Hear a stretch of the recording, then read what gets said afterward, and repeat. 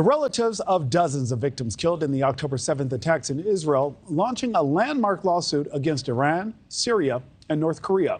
The Anti-Defamation League filing the lawsuit on behalf of 100 families, accusing those three countries of playing a pivotal role leading up to Hamas's attacks.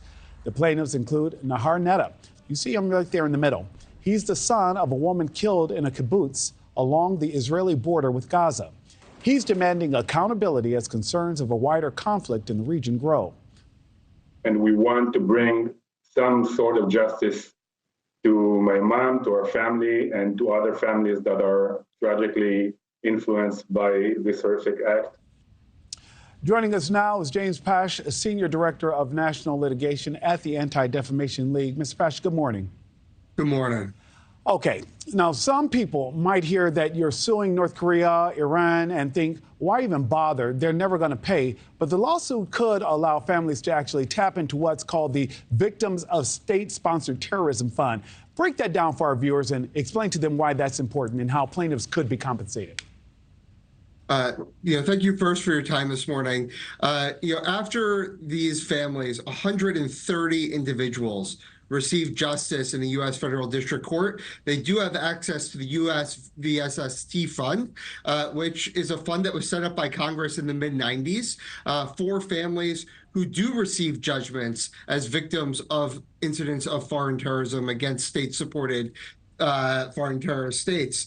And just recently, a bill dropped in Congress, the American Victims of Terror Compensation Act, that will hopefully add more funds into the fund so that justice could be done on behalf of the victims of this heinous and brutal attack. And Mr. Pasch, you and I both know that more than 1,200 people were killed in the attacks and another 250 were taken hostage, many of whom still have not made it back home. But the reason the group is going after Iran and the others is because the argument is they provided support to Hamas, correct?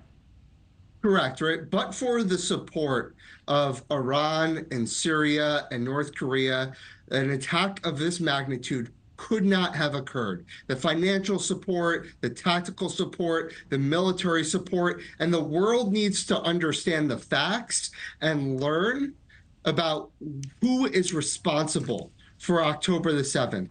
October 7th denialism started taking place just minutes after the attack.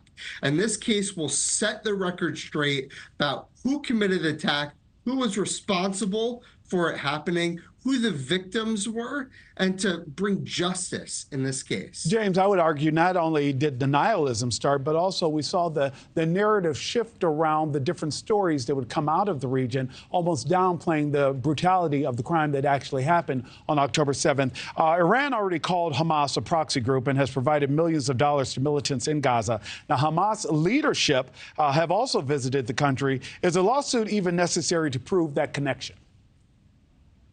I think a lawsuit's very necessary to prove the connection, right? Because we're talking about the most heinous, murderous, brutal attack against the Jewish people since the Holocaust. And there needs to be a record, both historically and now, about what each nation state did to contribute to that heinous attack. Mr. Pasch, I have to let you go, but what happens now? What happens now is that we serve the three different nation states and we go to court, the U.S. Federal District Court in Washington, D.C., and the world will hear the story of each one of the 130 victims in this case. Mr. Pasch, please keep us updated, and thank you so much for joining us.